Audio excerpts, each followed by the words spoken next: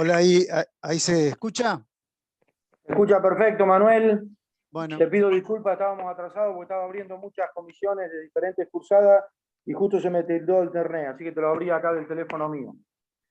ok, buenísimo. Disculpa Bueno, a los chicos, pero siempre tengan a veces un poquitito de paciencia porque estamos con todas abriendo todas las comisiones. Que ahí te pasé ya de anfitrión todo, Roberto. Estoy acá ok. en la facultad, cualquier cosita me avisás. Un abrazo. No, pregunta, ellos ingresan directamente, yo no los tengo que... Ya los puse a todos para ingresar directamente, podés empezar a dar la clase cuando quieras.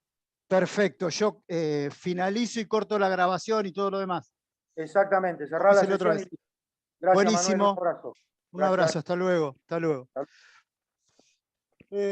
A ver, primero buenas tardes a todos. Bueno, ya habló el Bedel, que no fue una situación por la cual ustedes hayan tenido algo que ver o de mi parte haya tenido algo que ver. Pregunta, Romina Puma, ¿está por ahí? Porque yo aquí al menos en la primera página, que es la que tengo, no la veo, para así me evite contestar un mail, que he estado bastante complicado con el tema del trabajo. Me mandó una pregunta respecto de la temática de que era la política criminal, y lo que puso es...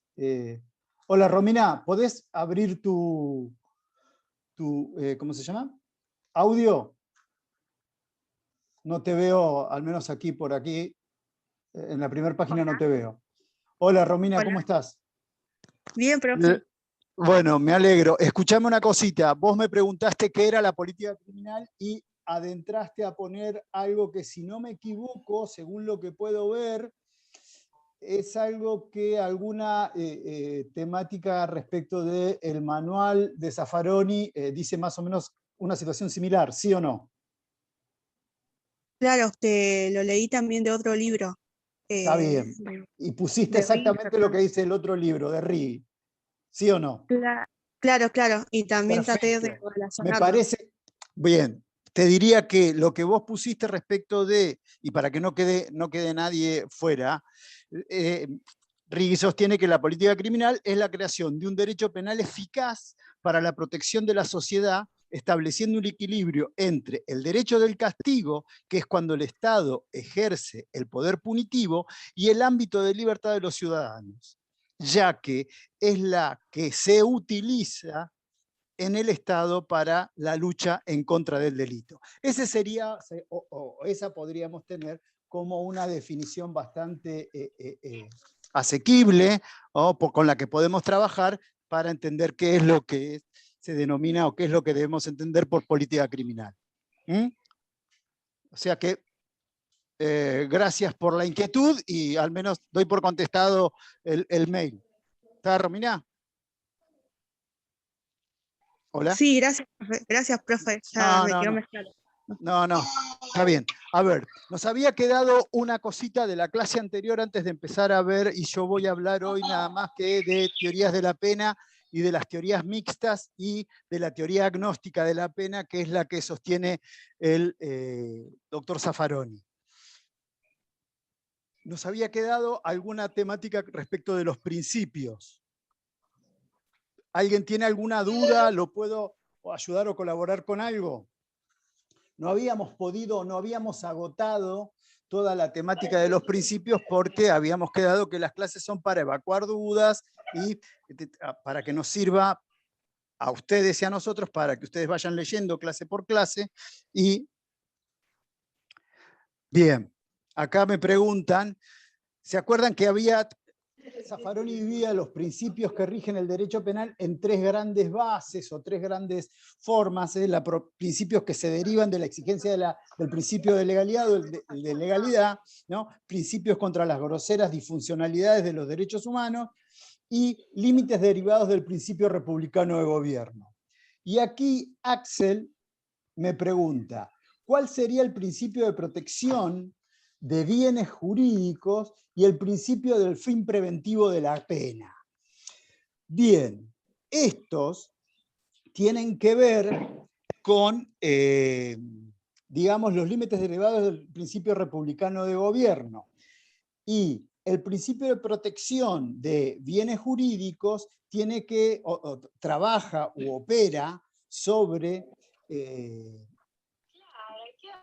el concepto de que no puede existir una ley, un delito, en tanto y en cuanto el mismo no implique un menoscabo o una puesta en peligro de un bien jurídico. Si no hay una lesión o puesta en peligro de un bien jurídico, nadie puede prohibir la realización de una conducta que no infrinja un bien jurídico. Porque expresamente lo establece, y esto sí lo hablamos la clase pasada, nuestra Constitución Nacional. Hay que establecer, ¿se acuerdan ese que dimos vuelta en sí, un apotegma que establece la Constitución? Está todo permitido, excepto lo que expresamente está prohibido. Entonces, mal puede una ley prohibir algo que por una ley penal, cuyo fundamento es la protección de bienes jurídicos, no lo prohíba. ¿Se entiende? Profe, ¿está ligado entonces con el principio de lesividad? Obviamente. Obviamente. Se lo puede ver desde esa manera. Porque, vuelvo a repetir, el propio artículo 19 nos establece cuáles son las pautas que debe tener el legislador constitucional al establecer conductas penales.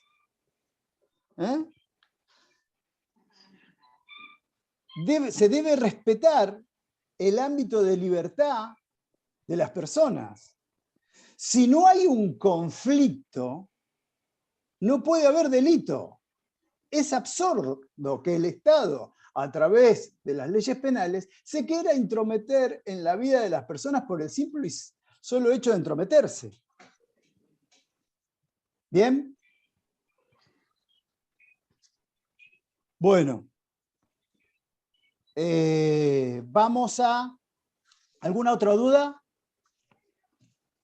Podemos hablar de, entonces, teoría de las penas. Ustedes ayer con el doctor... Sí. Yo tengo una pequeña duda entre el principio de humanidad de las penas. O sea, entiendo que significa que el reo no tiene que recibir una pena injusta y tiene que estar en condiciones aptas. Entonces este principio... Para. Explícame qué querés decirme con esta situación de estar apto. O sea, en el ¿Qué sentido... entendés vos? Como que tiene que ser un lugar acorde, ¿no? Que mantenga la integridad de esa persona y que no le imponga, o sea, un trato cruel hacia su persona. Yo lo entendí de esa manera. A ver, muy sencillo. Está expresamente consagrado en el artículo 18 de la Constitución Nacional, claro, y lo que establece específicamente el artículo 5 o el 7 de los derechos, perdón, a ver, el 5 está bien, dije bien, el 5 de la Convención Interamericana de Derechos Humanos y el 7 del Pacto Internacional de Derechos Civiles y Políticos. El 18 expresamente te dice, las cárceles serán sanas y limpias. Claro, mi pregunta es... Y aparte de todo el derecho convencional, surge que la privación de la libertad debe ser el último recurso, por ejemplo, específicamente en la Convención de los Derechos del Niño y las convenciones de Beijing y de Riad, se establece que la privación ilegal de la privación de las personas debe ser el último recurso al que debe echar mano el Estado para tratar de establecer una pena respecto de los individuos. Claro, entonces mi pregunta es por qué, o sea, si esto está defendido, como dijo usted, en base a convenciones y al artículo 18 de nuestra propia Constitución, ¿por qué se flagela este derecho, ¿no? Este principio fundamental cuando las cárceles, por ejemplo, no son aptas, etc. Sí, Ya importaría un discurso criminológico, del cual seguramente vos y yo y algún otro más vamos a estar de acuerdo. Las cárceles hoy por hoy, al menos en toda América Latina, no son lugares aptos para... Bueno, a ver, lo trato a ver, todo tiene esto, sobre todo la problemática de principios y teoría de la pena son cosas que tienen vasos comunicantes. Entonces me va a servir y me va me va a dar pie para tratar de explicar estas situaciones. Ustedes vieron ayer, dentro de las teorías de las penas, las teorías relativas, ¿no es cierto? Lo vieron con el doctor Ricker ayer. Si alguno mueve la cabeza o me dice sí, me hace un favor. Gracias.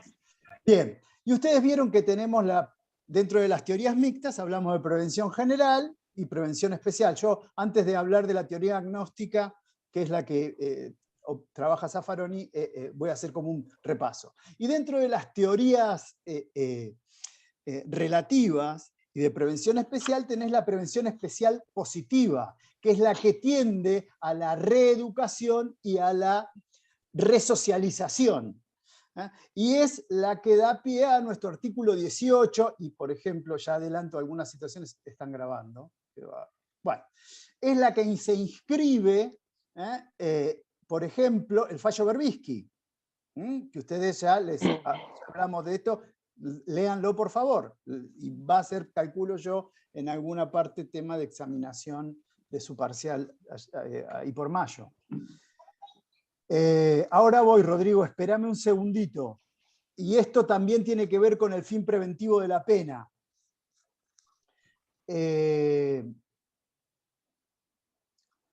Las cárceles hoy por hoy, sobre todo en la República Argentina, cito fallos de finales del 2019 de la Cámara Nacional de Casación Penal, la Sala 4 y de la Sala 2, que establece que en las cárceles, en las penitenciarías federales, son lugares de hacinamiento y no se responden con prácticas que se compadezcan con los derechos humanos. Fallo de casación sobre la prisión, sobre prisiones federales. También sucede lo mismo en el servicio penitenciario de la provincia de Buenos Aires. Sí, ¿se viola ese principio? Sí, se viola ese principio. Y otra forma de violarlo, si querés, que debe tender toda legislación, debiera atender en esas situaciones en particular, es que la prisión preventiva, hay un exceso de prisión preventiva. ¿Esto qué quiere decir? Que la mayoría de las personas privadas de libertad no tiene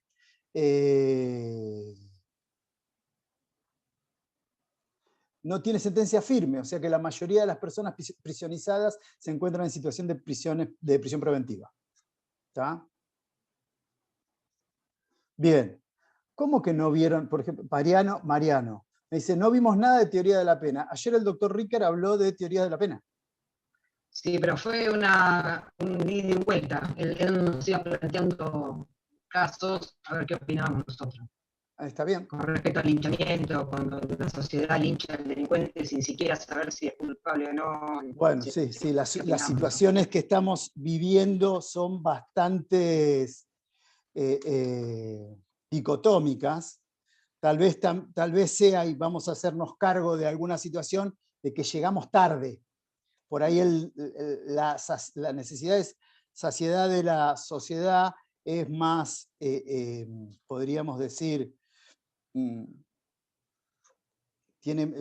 pide más, que sea más rápido. Y el tratamiento procesal de las situaciones en particular todavía es aún lento. En realidad es más la cuestión esa que supuestamente la puerta giratoria. La sociedad actúa así porque tiene su imaginario. Yo le diría que, bueno, como que la justicia bala todo y termina saliendo todo. La ficción de la puerta giratoria no es tal, toda vez que hay más personas prisionizadas durante el 2020. Tenemos la misma cantidad de personas en prisión que las que había en el 2019, antes de la pandemia. Algunos dicen que es mayor, yo el dato objetivo hoy no lo tengo, Todavía no salieron las estadísticas pero es igual, con independencia de la brutalidad de que se cometen los crímenes.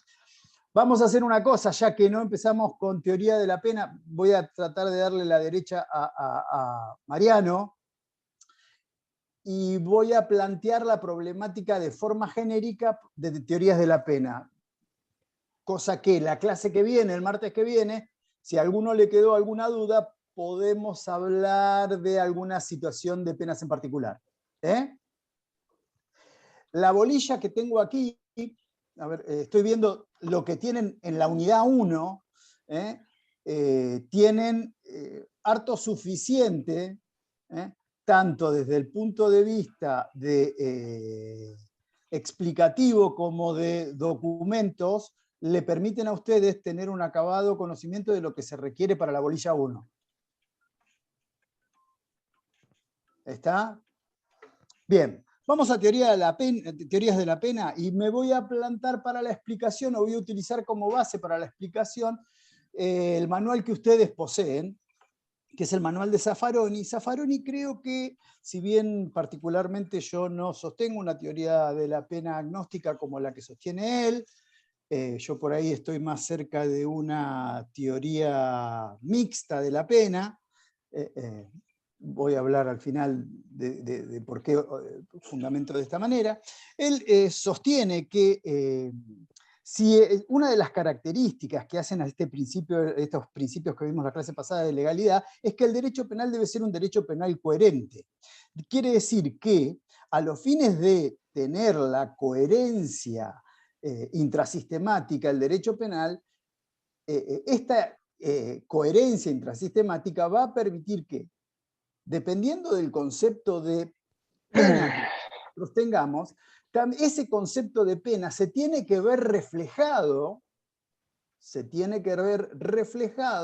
en la teoría del delito y en la teoría de ejecución de la pena.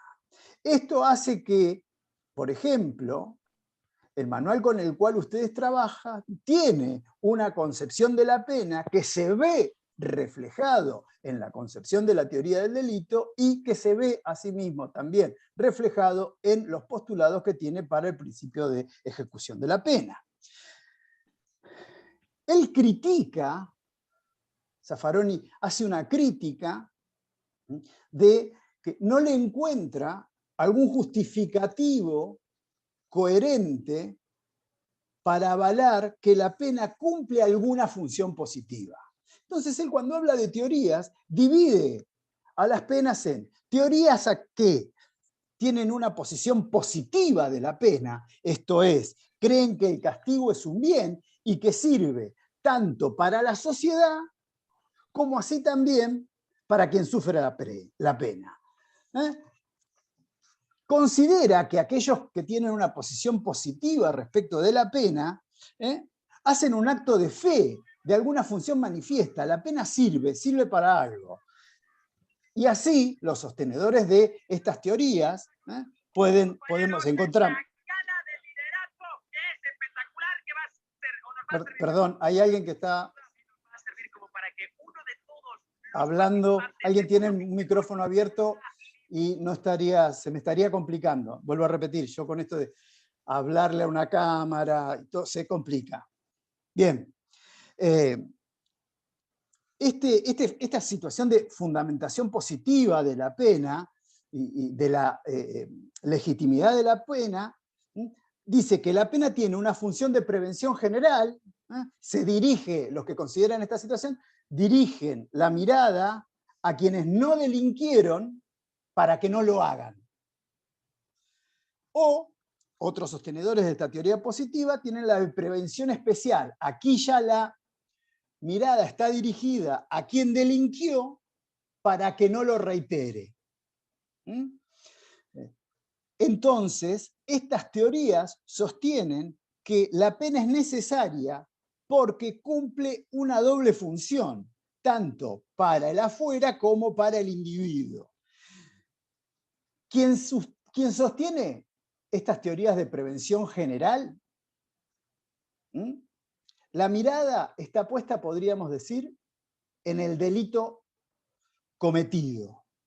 En tanto, aquellos que sostienen la prevención general, la prevención especial, perdón, tienen la mirada en la reiteración que ha realizado o ha efectuado la persona que ha delinquido.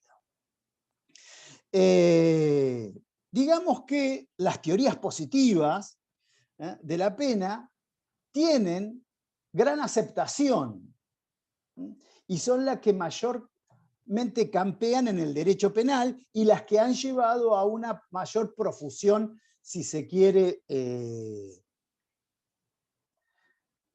dogmática, y que tiene mayor cantidad de adeptos en la jurisprudencia. Ahora bien, cualquiera sea, dice Zaffaroni, la posición positiva respecto de la pena, siempre se dan en un continuo 3 elementos, él dice, los sostenedores de las teorías positivas. Hay 3 elementos que son constantes. Hay elementos, él los denomina elementos legitimantes, elementos que pautan la pena, y el otro es un elemento negativo. ¿Qué considera cuáles son los elementos legitimantes dentro de las teorías positivas? Son aquellos que le asignan al poder punitivo un efecto positivo, le encuentran algo positivo al poder positivo, y mediante esa situación positiva del poder punitivo lo legitima. El poder criminalizante, en palabras de él, tiene y efectúa un control social positivo. Ustedes ya lo vieron al principio de las charlas, que si quieren, ¿qué función cumple el derecho penal? Es un control social. Y ese control social la sociedad, en la mayoría de los estados, lo considera positivo. ¿Cuáles son los elementos pautadores? Tienen que ver con eso que ya hablamos la clase pasada de criminalización primaria, o se materializan a través de la criminalización primaria. A saber, son cuando un estado social determinado establece qué clase de conductas son disvaliosas y tiende a la protección mediante la utilización de un instrumento de control social como es el derecho penal. Y también este elemento pautador se establece, y esto me gustaría después discutirlo con ustedes, a través de la criminalización secundaria, seleccionando a la persona, en el quantum o graduación de la pena. ¿Bien? Esta situación se justifica mediante el quantum de la pena. Con esta ficción, si se quiere, probada de forma contraria, o este imaginario colectivo de que si aumento las penas, el delito disminuye. Harto está probado que no es mágico, sino cualquier delito le impongo una pena absurda. El que robare un caramelo en una tienda le impondré una pena de prisión de, vamos a suponer, 20 años. Se desaparece la apropiación de cosas ajenas. ¿A ustedes les parece cierto? No. Vuelvo a decir siempre lo mismo. No he conocido personas que delincan, que salgan con el Código Penal en mano. A ver qué cantidad de pena le va a corresponder para la conducta que están realizando. ¿Bien? Y por último, los elementos negativos del discurso penal, que, echando mano a un discurso de que no tiene ningún sentido, no sirve para nada el derecho penal, esto les permite, este es un pensamiento particular del doctor Zaffaroni, algunos lo compartirán, otros no, dice que a través de esta situación, de este discurso negativo jurídico penal, no hacen que legitimar él dice que de esta forma de manifestar los discursos negativos del derecho penal, se está legitimando por omisión el poder punitivo, no manifiesto. O sea, se permite que determinadas agencias, él específicamente lo dice, que el poder de policía actúe más libremente. Algunos no estaríamos tan de acuerdo. Bien. Respecto de las teorías positivas, él las califica o las clasifica, eso ya lo deben haber visto ayer, es una sistematización que viene de la década del 1830, cuando se las postuló en teorías absolutas, relativas y teorías mixtas. Las absolutas, digamos que en sus dos versiones, en la retribucionista, cuyos principales expositores, ustedes lo van a observar, son Kant y Hegel, y la teoría de la reparación, que es una teoría bastante poco usual, establecida por Keller. ¿Qué plantean las teorías absolutas? La primera vertiente de las teorías absolutas es la retribución. El sujeto debe sufrir un mal por el mal que ha realizado. Y ahí ustedes se van a acordar siempre, y en el parcial van a utilizar esta frase hegeliana de que la pena es la negación de la negación del derecho. Se ríe Brice. Perdón, en este grado de confianza, sigo diciendo, hay 3 páginas, algunos deben tener prendido la cámara en la segunda o tercera página y no los veo, pero en esta, digamos, situación intrapersonal que tengo con los chicos de la primera página, ¿alguno ya la cursó? La verdad. No, bueno. Bien. Yo la cursé ya hace bastante tiempo, como María en del Mar. 2013, sí. Sí, está. ¿En esta misma comisión, sí? Sí, Okay. sí, a la noche. No me acuerdo si estaban los mismos docentes realmente, porque ya fue hace mucho tiempo. Tengo una mala situación a darte, estoy desde antes de esa fecha dando clase. Bueno, entonces es probable. Pasa que hace tanto que no curso que no me acuerdo realmente. Bien, a ver, se van a acordar, porque es fácil. Hegel decía que la pena es la negación de la negación del derecho. La pena niega el delito, o sea, él sostenía, si la pena no niega el delito, no podrá reafirmar el derecho. Por consiguiente, la pena debe negarle a aquel que ha cometido un delito, que es la negación de su respeto al contrato social, y la sociedad le debe retribuir su accionar negándole un derecho, la libertad, o en algunos casos hasta la vida. ¿Bien? Ahora, ¿qué es lo que sostenía Kant? Kant, filósofo, lo tenemos todos más o menos los postulados también. Nadie mueve la cabeza, todos. El que tiene prendida la cámara es un juego de póker y los demás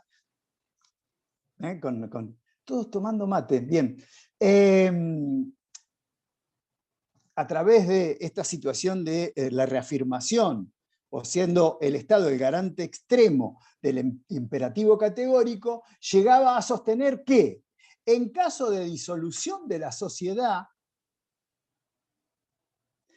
el Estado debería castigar y reprimir al último delincuente, porque si no lo hiciera de esa forma, se convertiría en partícipe o cuando mucho en encubridor de la conducta que ha realizado esta persona. Pero también, los sostenedores de esta teoría retribucionista tenían un fin, si se quiere un fin positivo. La pena debía graduarse de acuerdo a la culpabilidad del sujeto. Nunca debía ir más allá de la culpabilidad del sujeto. Bien, Axel. Bien. Profesor, o sea, ¿una pena justa? Exactamente, pena justa. Perdón, yo le digo bien a Axel y ustedes por ahí no lo pueden ver. Calculo que sí, lo pueden ver, ¿no? porque el chat está abierto para ustedes. Él habla de una asimilación al derecho talional. Tal cual.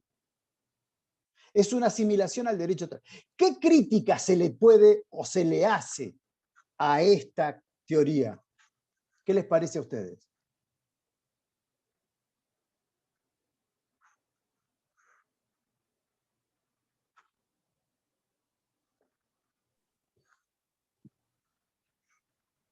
Bueno, no tengo mucho tiempo. Eso es lo que la relación en clase se puede dar con más tiempo. Parece ser demasiado dura, ¿no? Axel, no está mal lo que decís, Axel. Me parece que Camila está dando en la tecla, habla de la deshumanización de las penas. Más que la deshumanización de las penas, yo podría hablar a la utilización de los individuos como objeto. ¿Está? Se utiliza al sujeto como objeto. No importa, se le retribuye, sin respetarle su individualidad.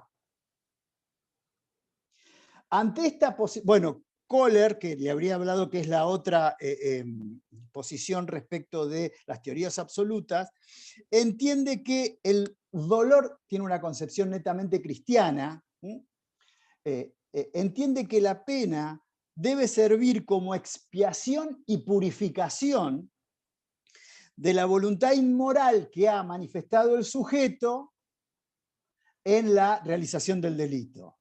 La pena, dice Kohler, es necesaria y guía la moralidad por el sufrimiento y la aflicción que ella conlleva. Está cargado, digamos, esta concepción de pena está cargado de un tinte moral. Hay una confusión que presta a las confusiones entre moral y derecho. Como contraposición de estas teorías absolutas vienen las teorías relativas. Y ahí tenemos las teorías de la prevención general y la prevención especial. Dentro de las teorías... Sí. Perdone por interrumpir. Antes de avanzar, no terminé de comprender bien la frase porque la empezó a explicar, pero lo de la pena es la negación del derecho. Eso quiere decir que la pena, como dijo usted, niega... La pena es una negación de derechos porque el sujeto ante la comisión del delito ha negado su interés por comportarse socialmente de manera adecuada. Y a los fines pero es una explicación de política y sociológica, si querés filosófica también. De esta forma manifiesta su voluntad contraria al cumplimiento de el pacto social establecido a través del contrato social. Es como decir de una manera que como el delincuente en este caso niega la pena como que no existe, a él se le niega un derecho. Niega el derecho, no niega la pena. El delincuente lo que en realidad niega, en lo que en realidad está negando con su comportamiento es su voluntad de cumplir los designios o preceptos del contrato social. Profe, la negación del derecho es el delito. Entonces, claro, la pena al negar ese delito, se dice la pena que lo que hace es negarle un derecho al delincuente. Por eso la pena es la negación de la negación del delito. ¿Está? Bueno, ¿puedo seguir con las teorías relativas? Esto se supone que lo tenían que leer ustedes. Yo tendría que acá nada más que responder preguntas. Lo que veo que estoy dando contenido. ¿No? Confiesen, no queda mal que confiesen que no leyeron. Y no pueden decir que no sabían porque tienen el cronograma.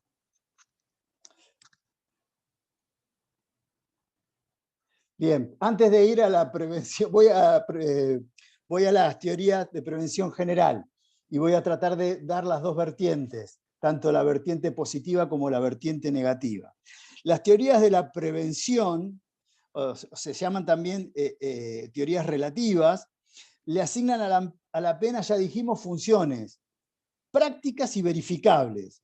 Sostienen que las penas actúan sobre los que no han delinquido que son las teorías de la prevención general, que se subdividen en teorías negativas o disuasorias y teorías positivas o reforzadoras para generar confianza, y las que actúan sobre el individuo que ha delinquido, que son las teorías de la prevención especial, que se subdividen en teorías negativas o neutralizantes y teorías de la prevención especial positivas, que tienen que ver con esta situación sociológica, de las teorías resocializar, reeducar. Vamos a la teoría de la prevención general negativa. Para hacer una subdivisión mental, ustedes acuérdense, las teorías relativas, prevención general, van destinadas a lo colectivo. Al colectivo, bien, Emi. Al colectivo social. ¿Bien? Bárbaro. Y ahí tenemos dos fases. La prevención general negativa, que está dirigida a quienes no delinquieron para que en el futuro no lo hagan. Ello basado en la intimidación, en el terror psicológico. Sostenedor de esta teoría, alguien que ya les debe sonar positivo cuando vimos el principio de culpabilidad, que es Feuerbach, que consideró la pena como una amenaza formulada mediante una ley que está dirigido al colectivo social, con el fin de que ante este temor los individuos no realicen esa conducta. Coacción psicológica. Bien, Mónica. La ley establece una pena y por la cantidad de pena, ante esa descripción, el sujeto no va a cometer esa conducta. ¿Bien? Empíricamente está demostrado que la prevención general negativa, hoy por hoy, no influye o no tiene el poder que creía tener los sostenedores, que creen tener los sostenedores de esta teoría. Hay pruebas empíricas realizadas a finales de la década del 80 en Europa, establecidas mediante imponer penas altas a aquellas personas que dejaran mal estacionados sus coches cerca de las universidades, ¿no? O sea, supongamos, hacemos el ejercicio ahora y ponen 100.000 pesos a aquel que deje estacionado sin tarjeta o fuera del lugar donde se permite a los coches cerca de la universidad. ¿Bien? Al principio nadie dejó estacionado mal el coche, claro, me van a cobrar tanta cantidad de plata, es harto exagerada. Visto está que después nadie efectivamente ejercía el poder de controlar, todos empezaron a dejar el coche donde, cómo y cuándo, hasta en el pasto. ¿Bien? O sea, esto dio como para que estas teorías no tuviesen un arraigo empírico que les permita poder sostener estos postulados.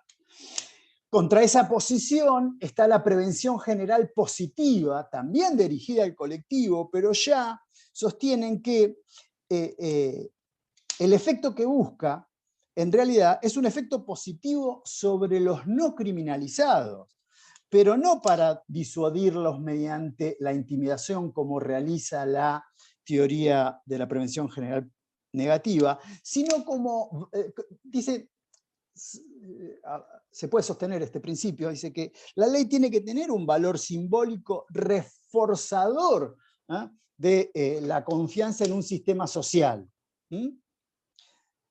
Y sobre todo, en esta clase en particular, el sistema penal debe servir como sostenedor del sistema social en general. O sea, la pena viene a reforzar el mandato que tienen todos los individuos de sentirse protegidos y garantes de todas las libertades individuales. Estas son las posiciones dentro de las teorías relativas, las posiciones de prevención general. Después vimos que hay también dentro de esta subdivisión la de prevención especial en su vertiente negativa y positiva. La prevención especial negativa, para esta teoría de la pena, opera sobre la persona criminalizada, pero no para mejorarla, sino para neutralizarla. Zaffaroni hace una, a veces lo trata de explicar estableciendo o diciendo que en realidad es para neutralizar los efectos de su inferioridad. A ver, las escuelas de la defensa social, o sea que la sociedad puede echar mano a esta teoría de la pena para defender sus intereses. Cuando habla de prevención especial negativa y habla de inocuizar, digamos que la escuela de Kiel, aquella escuela de derecho penal, lo vamos a ver, calculo, a mí me toca Corrientes, la clase que viene, por ahí algo puedo hablar de esa situación en particular. La escuela de Kiel, el nacionalsocialismo alemán de la década del 30, echó mano a esta teoría y le sirvió para neutralizar a los inferiores. Imagínense ustedes cuándo, cómo y por qué la utilizó. Y en qué momento la utilizó, ¿no es cierto? Bien, en contraposición con esta teoría tenemos la teoría de la prevención especial positiva. En esta se pretende legitimar el poder punitivo asignándole una función positiva. ¿Y cómo se revela o cómo se refleja esta positividad? A través del mejoramiento, entre palabras, mejoramiento, del propio infractor. Gran inserción ha tenido en estas teorías de la prevención especial positiva todas las teorías sociológicas de la década del 20 y 30, Merton y demás, en cual demuestran que la criminalización secundaria, ¿saben de lo que estoy hablando cuando hablo de criminalización secundaria ya, no? Gracias, Camila. Alguien que me dice que sí. O sea que es la pena, el tipo penal establecido en la criminalización plenaria que se concretiza en una persona, o sea, la criminalización secundaria produce un deterioro totalmente demostrado en la persona prisionalizada. Eso está hartamente demostrado, porque los preceptos del artículo 18, las cárceles serán sanas y limpias, no para castigo, sino para reeducación, yo les diría que ir a esos lugares no se reflejan los postulados. Los postulados son muy lindos, yo creo que ya se los dije a ustedes, o lo dije el otro día en la clase de criminología. A ver, si se cumplieran los postulados de la Convención de los Derechos del Niño y de las directrices de Riad y demás, yo mandaría a mis hijos a los lugares que ellos establecen para personas privadas de su libertad. Me parece Disney. Y si uno va aquí, hasta falta de agua hay. Bien, o sea que las teorías de la prevención especial positiva tiende a la resocialización, reeducación, reinserción y, si se quiere, reincorporación del individuo a la sociedad. ¿Bien? Bien. Suena muy lindo en los papeles la teoría de la prevención especial positiva, ¿no es cierto? Sí. Bárbaro. Bueno, ¿Le esto puedo podría hacer ser de abogado del diablo? Sí. ¿Me autorizan? Bien. Yo siempre digo, está bien. Acá en el coso me ven, soy petizo, muy, ¿está? Y como todo petizo, discutidor. Si me dicen buen día, en vez de decirte buen día, te voy a preguntar por qué. ¿Está? Entonces yo le voy a plantear un problemita y ustedes me lo van a tratar de resolver. Me voy a ir de los 40 minutos, ya me fui. Ya me fui, ¿no? 1 hora ya llevo, casi. Bien, vamos a suponer que un individuo comete un delito. H, el que quieran ustedes. ¿Bien? Y le ponen una pena de, vamos a suponer, 5 años de prisión. siempre bajo el mandato del principio de prevención especial positiva, ¿ok? Lo tenemos grabado a fuego. Entonces, a los 6 meses de estar condenado este señor, se establecen por las pericias de psicólogos, sociólogos, psiquiatras, jueces, todo el aparato, que el señor está resocializado, reeducado y está para reinsertarse. ¿Qué fin vendrían cumpliendo al año, vamos a ponerle, los otros 4 años que le quedan? ¿A título de qué? ¿Bien? Primera situación. Segunda situación, con este principio. Mismo sujeto, no. Otro sujeto, mismo delito, misma pena. Difícil de encontrar en la jurisprudencia argentina. ¿Vieron? Pero bueno. 4 años y 364 días con 24 horas y 59 minutos. Se requieren los informes si este sujeto no empezó la fase 1 de reeducación, resocialización, reinserción, lo que quieran. ¿Qué hacemos? ¿Lo devolvemos a la sociedad? Pregunta. ¿Quién tiene el resocializómetro? ¿Qué pauta objetiva me demuestra? Segunda posición. Y si se quiere más sociológica, esta camarita está tan mal, tanto golpe tiene esta computadora en la pandemia, no sabe cómo ponerlo. Bien. Segunda situación. ¿Por qué el Estado debe requerir una cualidad especial en sus personas? ¿Qué me está estableciendo un parámetro ético? ¿Tengo que ser de tal manera? ¿No puedo ser de otra? Las pautas sociales no cambian. Dejo la duda para que la vayan trabajando. ¿Bien? ¿Alguien quiere decir algo respecto de esto?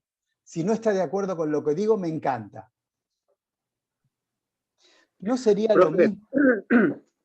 Axel Román. Ay, pará.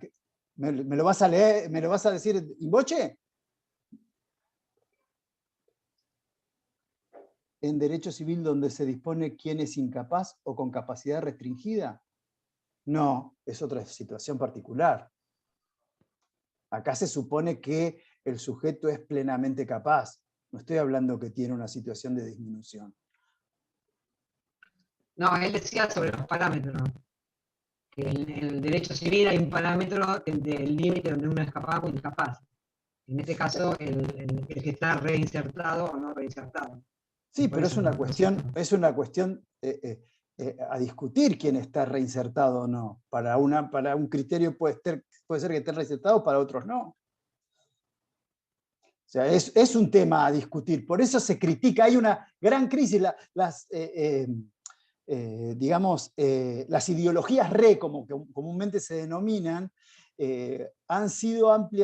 fueron ampliamente utilizadas, sobre todo a partir de la década, con posterioridad a la Segunda Guerra Mundial, a partir de la década del 50 hasta el 2000, tuvieron gran auge, y hoy por hoy son altamente criticables por esta situación de reinsertar, cuando las situaciones en donde las envías. Hay un trabajito de Goffman sobre un sociólogo americano que habla de instituciones totales, como son instituciones totales. Trabaja Goffman sobre la cárcel, la escuela y los hospitales. Son instituciones totales. Cómo operan en la desculturalización y desocialización del individuo. A ver, yo voy a mandar a una persona a resocializarse, perdón, por eso soy muy ácido en lo que voy a decir, y están grabando. No me parece un lugar adecuado cómo está el servicio penitenciario para resocializar a una persona. Es lo, digamos, más técnicamente adecuado que puedo decir. Bien, ¿alguien quería hacer? Profe. Sí. Yo creo que algo importante para este tema podría ser que como están hablando de la resocialización, esto no se ve en la realidad. Tal vez un individuo que dicen que está completamente bien cuando sale, en la mayoría de los casos vuelve a reincidir, entonces se demuestra que, como usted dijo, el sistema penitenciario no está apto para resocializar a las personas y que lo único que está creando es como un estereotipo para tranquilizar a la sociedad de que van a salir reclusos mejores de la prisión, cuando lo único que hace es legitimar al poder punitivo, aplicando penas tal vez hasta un poco más severas. Yo creo, perdóname, perdón que te haga un parate. Está bien estructurado tu pensamiento, podemos coincidir grandemente en lo que vos decís, pero yo creo que ya la sociedad no crea que los lugares esos son para reeducar o reinsertar. Son como alojar a personas en un lugar para detener y congelar la situación, con la fantástica idea que de ahí van a salir mejores. Profe, lo que dice la gente es que de ahí salen peores, en realidad. Nadie Es cree. que el lugar, claro, exacto. ¿Y sabes cuál es el problema? Que no se hacen cargo porque van a salir. Vos imponés una pena, en algún momento la persona va a salir. Sí, a veces esos informes que hacen psicológicos y todas las pericias que le hacen pueden dar bárbaro, igual salen y se confunden, porque evidentemente si no, no estaríamos viviendo lo que hoy se vive. Se puede colegir, sí, tenés razón. Así te digo, por ejemplo, la carencia de profesionales de la salud en las instituciones penitenciarias es gravísima. Mira, creo tener entendido que hasta hace un año había 3 psicólogos en una unidad penitenciaria que tiene algo así de más de 800 personas. ¿Qué tipo de tratamiento o atención le pueden dar? Ninguna, imposible. ¿Cuánto? ¿Está? Bien, perdón. Yo sé que estos temas yo me quedaría hablando horas. Aparte me encanta hablar. Pero bueno, quiero pasar a, en vista de todas estas críticas que le vamos haciendo tanto a las teorías absolutas como a las teorías relativas, esto le permite a Zaffaroni sostener una teoría diferente a las que hemos visto. Después hay mixes. Yo con el mix voy a cerrar, con uno en especial o en particular. Él sostiene que no hay un concepto útil de pena para el derecho penal. O si se quiere, el concepto de pena del derecho penal no se puede obtener de un modo positivo. Por eso, su teoría de la pena y su teoría del delito, que guardan coherencia, dice, la pena no tiene un fin útil o positivo. Por consiguiente, la teoría del delito debe tender a tratar de evitar la aplicación de una pena. Porque para Zaffaroni, la construcción de pena que hace es un concepto negativo. La pena no tiene un concepto útil y no puede tener un concepto que no tenga un parámetro objetivo. Dice, el concepto de pena no puede ser una cuestión de fe, dice.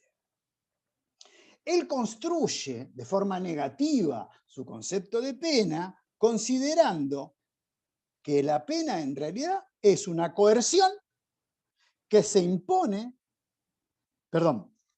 es una coerción que impone privación de derechos o un dolor que no repara, no restituye, no detiene las lesiones en curso, ni neutraliza los peligros que se pueden dar en el colectivo. La pena para él, la pena es un ejercicio de poder que no tiene una función reparadora o restitutiva, ni es coacción administrativa directa. ¿Está? No le encuentra un fin, no es abolicionista. Eso a veces ustedes van a decir, Zaffaroni es abolicionista. No, él dice, mire, discúlpeme, la pena no tiene ningún fin, menos un fin positivo. La pena es un ejercicio de poder punitivo que no tiene una función reparadora o restitutiva de derechos y que además tampoco es una coacción administrativa. No tiene un fin en sí mismo. Por eso, la función del derecho penal es evitar que se ejerzan de forma desmedida el poder punitivo. Uno podrá o no estar de acuerdo con esa teoría, pero que todo su andamiaje, le podemos decir, es coherente. Lo que postula al principio lo termina postulando al final. ¿Bien? Pero perdón, profesor. Y eso... Vengan. Perdón. Sí, vamos. Vamos que ahora al cuello. Eso de que la pena no tiene un fin específico, tiene que ver con lo que dice Zaffaroni en uno de los videos, es porque viene del mundo del deber ser, o sea, es como el legislador cree que debe ser la pena y no como realmente es. Exactamente. Bien. Esa es una función teleológica sistemática, lo que él te dice. Él cree que la pena y el derecho penal cumplen una función de mandato dentro del deber ser. En un plano, si querés, hablando desde el punto de vista sociológico, en un plano ideal. No en el del ser, en la realidad. En el ser, la pena no restituye derechos, no para los conflictos cuando se están sucediendo. Es un claro ejercicio de poder punitivo, te dice. ¿Bien? Perdón, profesor. Sí. ¿Puedo hacer una pregunta indiscreta? Bien, Adriana, dale. Sí. ¿Qué respuesta se le da a la sociedad si la pena no sirve, el sistema penal no sirve, y a usted le provocan un daño grave? No digo robar un caramelo, hablo de una violación, una ultrajación de una hija, que la sociedad tiene que decir, no, bueno, pero esto no sirve, entonces que quede libre y que siga. No. Por eso, no llego a entender por qué la pena no... O sea, yo entiendo lo de las cárceles y todo, bárbaro, pero mientras hacemos cárceles buenas y todo, que dejamos todo libre, no entiendo. No lo considero de esa manera. Vos entendés que yo en algunos temas, por ejemplo, yo no estoy de acuerdo en la teoría de la pena que tiene Zaffaroni. ¿Está? Sí puedo coincidir en algún postulado criminológico. Hay algunos que no coincidimos con esa teoría de la pena. Yo coincido, con esto querría... ¿Es necesario el derecho penal? Considero que sí. Este derecho penal debe ser garantizador de libre ejercicio de la autonomía de la voluntad de las personas y debe tener una función mínima. Es evitar, si se quiere, que cualquier individuo se entromezca en la vida de las personas de manera indebida. A ver, es lo que podríamos... una teoría moderada del derecho penal, sí. Garantista, sí. Garantía de los derechos individuales de las personas, sí. Para mí la pena tiene que tener... La teoría de la pena es si se quiere, tiene un trasfondo dialéctico. En cada una de las etapas del derecho penal, o sea, no hay una teoría de la pena que sirva para todas las etapas.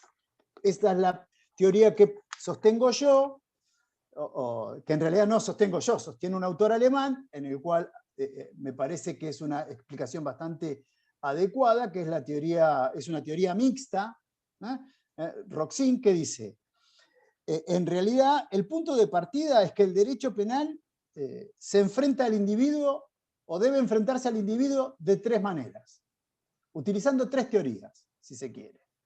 Amenazándolo, imponiéndole una pena y ejecutando la pena. ¿Está? Cuando habla de una amenaza de pena, si se quiere, que se da en la faz de la criminalización primaria, la teoría de la pena adecuada, dice Roxin, es la teoría de la prevención general positiva. Las leyes deben tender a la protección y garantía de los derechos humanos para que los individuos sientan que al cumplirla están cumpliendo con los mandatos de la sociedad para el respeto de las libertades individuales. ¿Bien? En la faz de imposición de la pena, en el acto, si se quiere, jurisdiccional de condenar, ahí los postulados de las teorías de la pena de los cuales se va a servir, ¿cuál te parece que pueden ser? Los de las penas absolutas, buscando que la pena ¿qué? Que la pena sea justa, en la medida de su culpabilidad por la infracción que ha cometido.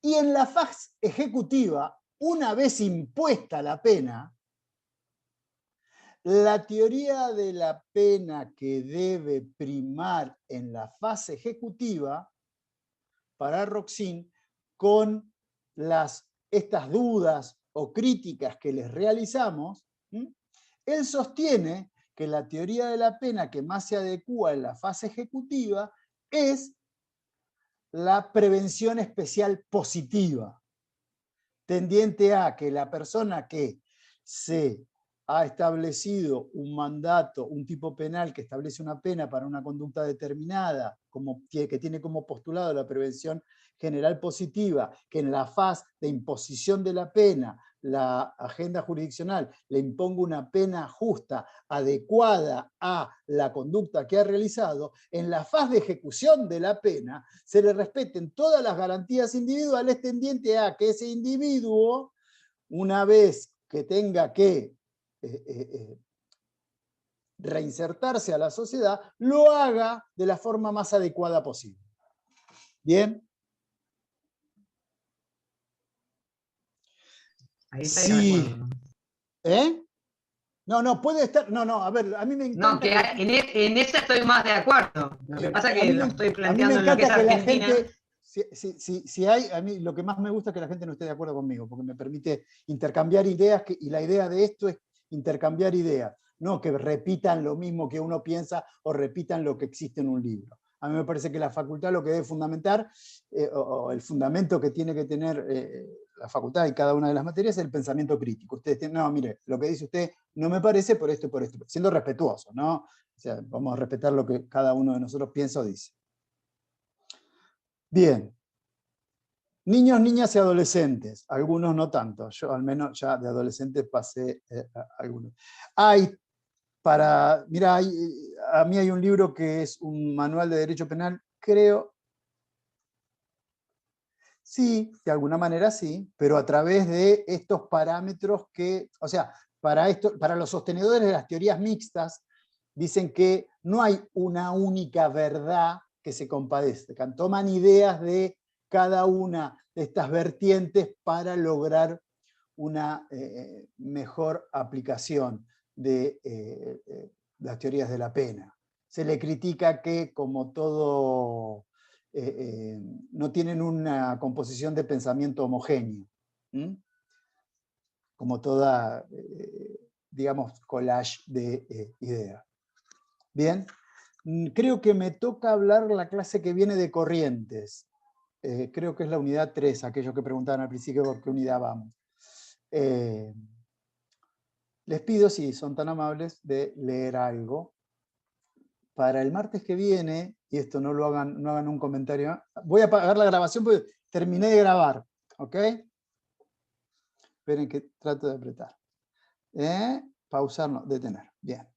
¿Desea detener la grabación en la nube?